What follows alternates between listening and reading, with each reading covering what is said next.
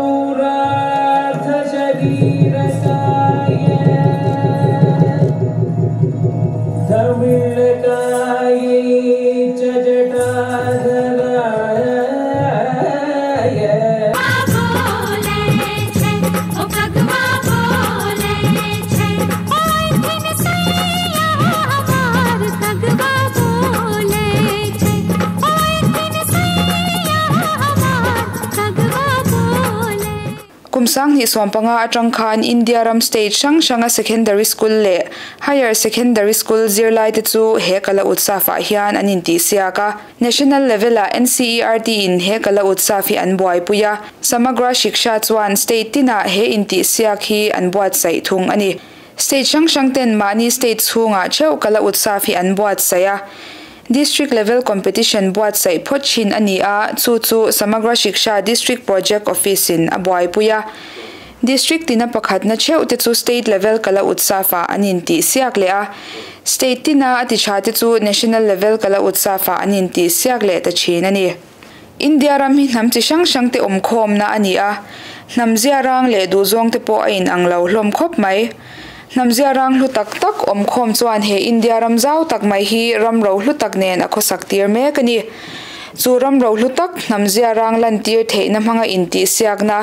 zirlai ten an nei chu kan ron chhop chhuak don ani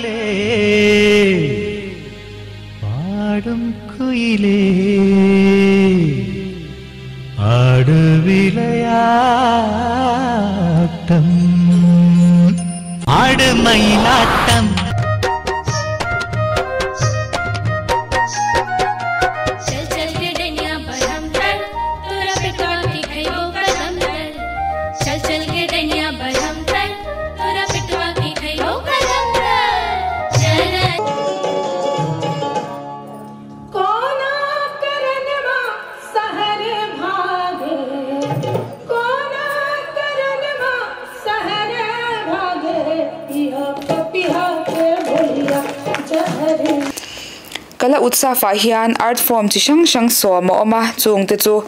vocal music classical vocal music traditional instrumental music percussive instrumental music melodic dance classical dance folk visual arts 2D visual arts 3D indigenous toys and games drama solo acting te anni art form tina hian mi pale mechia ashangin aninti siak zel china kumina hian district tinin district level kala utsav an nei thei veka district level a hian secondary le higher secondary school tel zong hi school som sari pakwa annia chungzinga chuan government school somnga government aided som pakhat private school som le NVS pariat antela zirlai tel zong hi zanga somruk pasari annia mipa zani somkwa pakhat le meichia zani somsari paruk antel ani Zirtirtute po district level a hian teacher za somli pathumin an zirlai te an kai shwai ani district level nei zo hnuah hian state level kala utsav chu aizol chan mariwai mi hola nei vele ani national level kal tur thlan chhuah hian performing art a Zirlai Naupanga visual art 2D le 3D a Zirlai pali an vain sompakwa an ni a an ma ni shwai tu teacher pahni te nen mi somni pakhat tir chhuah an ni don ani tuna chuan district level le state level kala utsav sangni somni pathuma naupangte namzia rang manga zai le lam le thiamthil an entir chen khat ilo thlir hawang u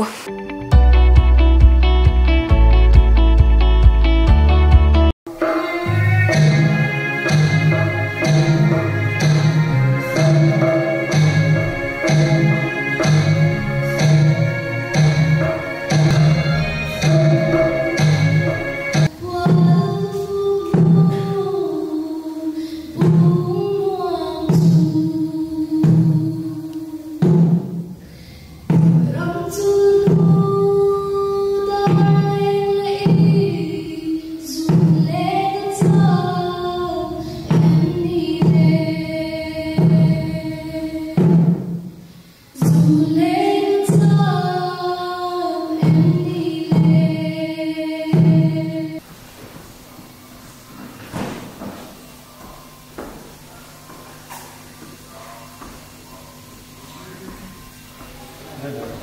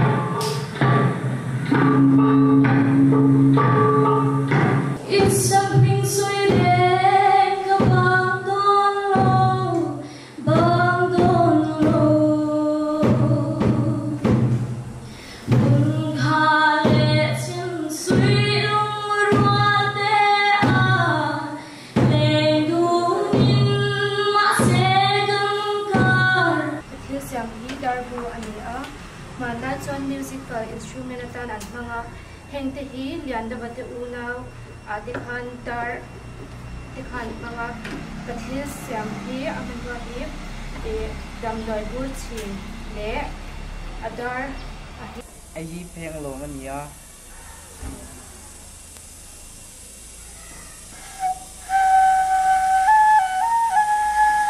mau mangin kasiama chuan hi Bible nia ka chungania mau mang thoin ka siamani reload chu rei do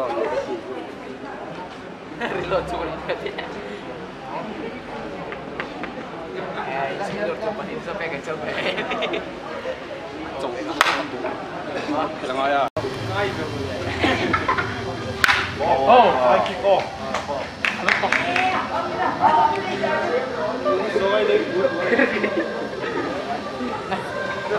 nói chuyện là tiếp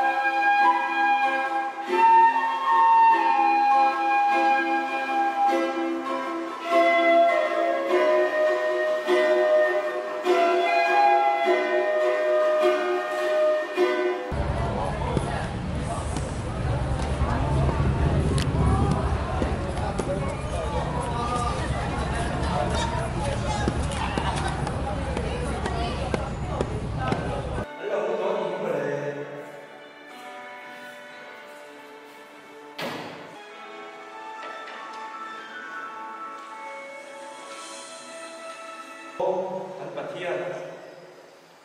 theih kan ti ver che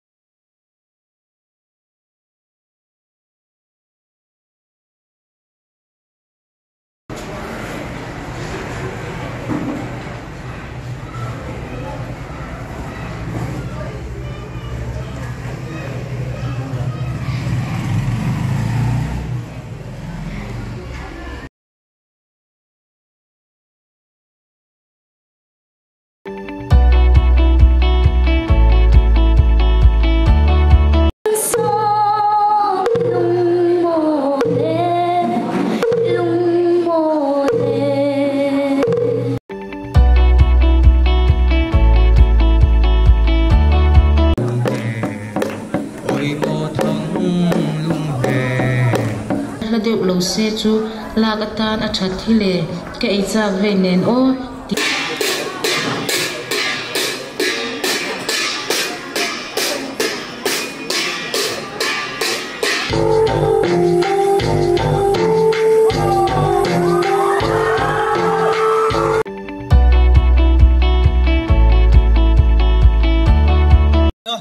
anlek ber ani a man lai pasal tha khuang chera silai kha ani e thiam le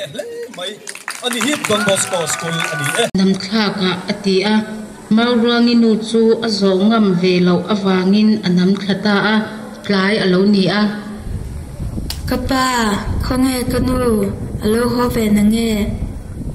mawrangin voi tam tak apa azo nu po in apa chuan thudang te in achang kan me athi ve kania tu kram chon hu darling le zun leng cham em ni le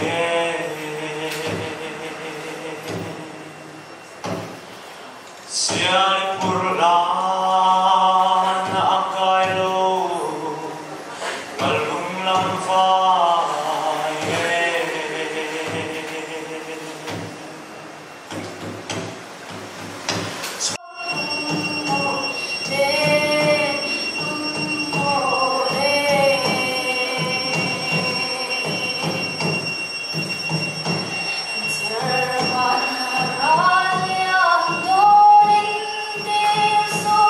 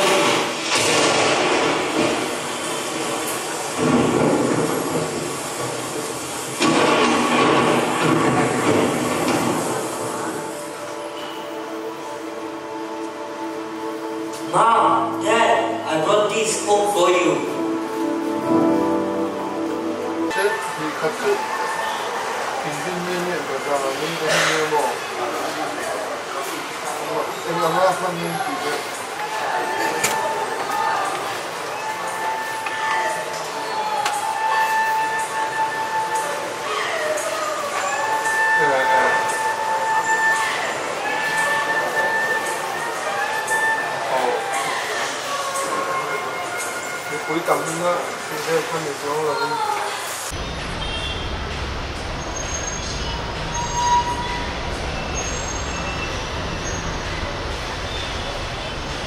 这边不会有怕，这边有做出来的，然后做那卡的，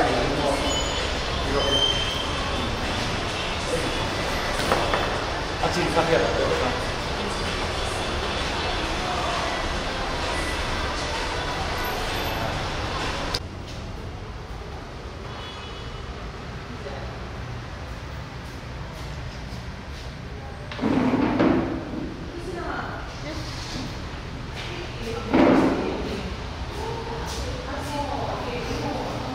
？Cái nó tồn sạch rồi đấy.